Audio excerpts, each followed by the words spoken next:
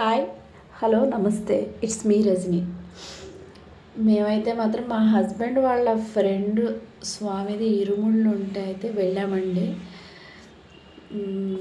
అయ్యప్ప ఇరుముడి కార్యక్రమం. నేనైతే ఇరుముడిని ఇంత దగ్గరగా చూడటం సెకండ్ టైము. చాలా అంటే చాలా దగ్గరగా చూసాము. పైగా ఇప్పుడు కేరళలో శబరిమలలో కొంచెం క్రౌడ్ కూడా ఎక్కువ ఉందని చెప్తున్నారు. వెళ్ళే వాళ్ళందరూ జాగ్రత్తగా వెళ్ళండి.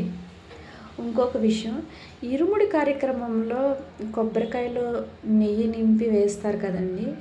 అసలు ఇలా ఎందుకు వేస్తారు ఏంటి అనేది మీలో ఎవరికైనా తెలిస్తే నాతో కామెంట్ సెక్షన్లో అయితే తెలియజేయండి.